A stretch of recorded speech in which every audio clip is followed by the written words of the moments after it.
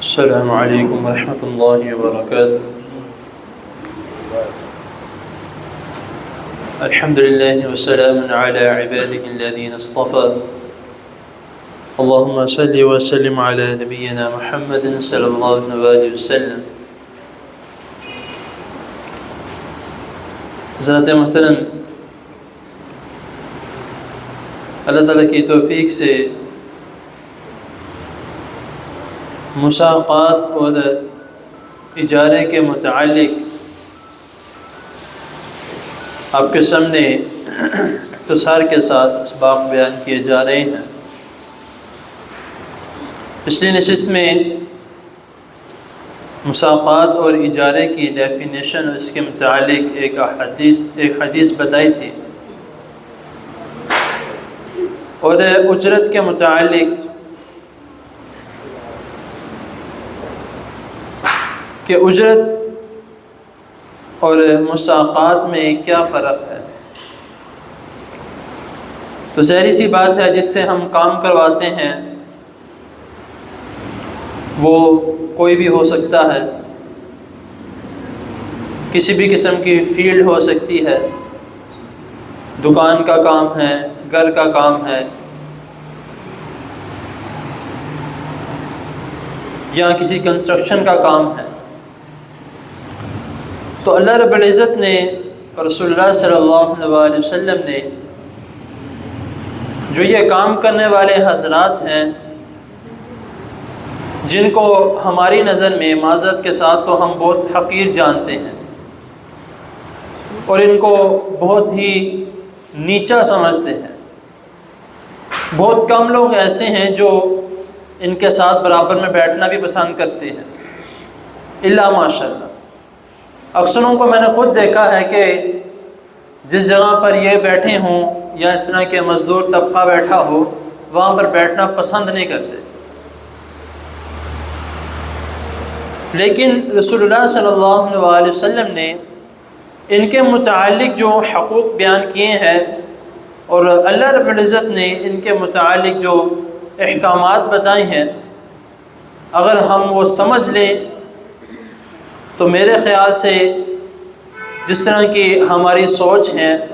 یا جو ہم اس طرح کے لوگوں کو حقیر جانتے ہیں، وہ جاننا چھوڑ دیں گے، کیونکہ رسول اللہ صلی اللہ علیہ وسلم فرماتے ہیں کہ اللہ رب العزت یہ فرماتے ہیں، یعنی حدیث قدسی ہے، کہ قیامت والے دن میں 3 لوگوں کے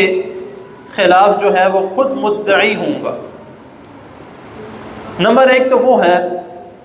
جو میرا نام لے کر عہد کرتا ہے، کسی سے وعدہ کرتا ہے اور وعدہ خلافی کر دیتا ہے۔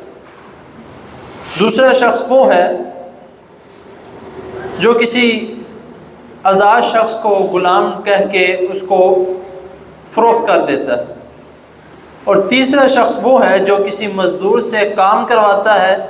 اور کام اس سے پورا لیتا ہے، لیکن اس کو اس کی مزدوری نہیں دیتا۔ اب آپ دیکھ لیں کہ اللہ رب العزت اس شخص کے خود مدعی ہے، حالانکہ کام کرنے والا جو ہے وہ ظاہری سی بات ہے کسی امیر شخص کے نیچے ہی کام کرے گا نا، کسی پیسے والے کے نیچے کام کرے گا یا کسی آرڈرز پہ کام کرے گا۔ جو شخص اپنا کام کرے وہ کام کرنے والا تو نہیں کہلائے گا، وہ تو اپنے گھر کا کام کر رہا ہے۔ تو لیکن اللہ رب العزت کیا فرما رہے ہیں کہ قیامت والے دن میں اس شخص کا خود مدعی ہوگا، اور جس کا اللہ تعالیٰ مدعی بن جائے، اور پھر نہ وہاں پہ رشوت چلتی ہے، نہ وہاں پہ پیسے چلتے ہیں، نہ وہاں پہ کسی کی سفارش چلتی ہے، وہاں پہ انصاف کا فیصلہ ہوگا اور پورا فیصلہ ہوگا۔ اور پھر وہاں پر جو ہے وہ جو انصاف کا فیصلہ ہوگا اس میں پیسے دے کر یا اس کی منت طلع کر کے جو ہے وہ کام نہیں چھٹے گا، وہاں پر جو ہے وہ باقاعدہ اس شخص کے ساتھ جس کے ساتھ زیادتی کی گئی ہے اس کو اپنی نیکیاں دینی پڑیں گی اگر ہوں گی تو، کیونکہ جو شخص دنیا میں ہی لوگوں کا حق کھا رہا ہے تو اس کے کھاتے میں نیکیاں کیا لکھی گئی ہوں گی؟ ایک طرف نماز پڑھ رہا ہے، دوسری طرف لوگوں کا حق مار رہا ہے، ایک طرف نماز پڑھ رہا ہے، دوسری طرف لوگوں کے جو ہے وہ زیادتی کر رہا ہے، لوگوں کے اوپر ظلم کر رہا ہے، تو پھر ظاہر سی بات ہے ایک طرف لکھائی جا رہی ہے، اس طرح دوسری طرف مٹائی جا رہے ہیں، تو اس کے کھاتے میں کیا رہ جائے گا؟ اور ایک اور حدیث میں رسول اللہ صلی اللہ علیہ وسلم مزدوروں کے متعلق جو فرمایا ہے کہ مزدوروں کو ان کی مزدوری کی جو اس کا معاوضہ ہے وہ ان کے پسینہ خشک ہونے سے پہلے ان کے ہاتھوں میں تھماؤ، کہ بھئی وہ محنت کرتے ہیں، تمہارے لیے کر رہے ہیں اور تمہارے ماتحت کام کر رہے ہیں، تو اسی لیے جو جتنا تم نے ان سے کام کروایا ہے ان سے پہلے تم جو ہے وہ اس کو فکس کر لو کہ بھئی اتنا کام ہے، اتنے کام کے تم کتنے لوگ ہیں۔ بعد میں اس کے ساتھ جو ہے اگر بحث کرنی ہے یا آپ کو مارکیٹ کے حساب سے زیادہ لگ رہا ہے، آپ اس کے ساتھ ایک بات کر سکتے ہیں، بات چیت کی جا سکتی ہے، لیکن زیادتی نہیں کرنی، ظلم نہیں کرنا کہ وہی وہ کیا کر لے گا، میں اگر اس کو کم بھی دے دوں گا تو وہ کیا کر لے گا، کیس کر لے گا، کر لے، میرے خلاف جو ہے وہ شکایت درج کر لے گا، کر لے، میں پیسے والا ہوں، وکیل کے سامنے 2 نوٹ رکھوں گا، اس نے سارا کیس میری طرف پھینک دینا ہے۔ تو اس وکیل یا اس جج کو جو ہے وہ پیسے کھلا کے ہم اس طرح کے معاملات کر سکتے ہیں، لیکن جب اللہ تعالیٰ کی عدالت ہوگی اور اللہ تعالیٰ خود مدعی ہوں گے تو وہاں پہ کچھ بھی نہیں چلنا۔ تو اس لیے ہمیں ان چیزوں کا خاص خیال رکھنا چاہیے۔ اللہ تعالیٰ کی حضور دعا ہے اللہ تعالیٰ ہمیں اور کسی کو بھی، بے شک وہ چھوٹا ہے، بے شک وہ بڑا ہے، یا کسی قسم کا کوئی اس میں نقص ہے یا کسی قسم کا کوئی معاملہ ہے، کسی بھی شخص کو حقیر جاننے کے اللہ تعالیٰ نے کسی کو یہ جو ہے وہ حق نہیں دیا کہ وہ کسی کو بھی حقیر جانے۔ آپ نے جو ہے وہ حجۃ الوداع کا جو نبی کریم صلی اللہ علیہ وسلم نے جو آخری اپنا حج، ایک حج، اور اسی میں رسول اللہ صلی اللہ علیہ وسلم نے کیا فرمایا، کسی اجمی کو عربی پر، نہ کسی عربی کو اجمی پر، یا کسی کالے کو گورے پر کسی بھی قسم کی کوئی فوقیت حاصل نہیں ہے، صرف اور صرف ان اللہ اکرمکم، صرف اللہ تعالیٰ کے نزدیک جو ہے وہ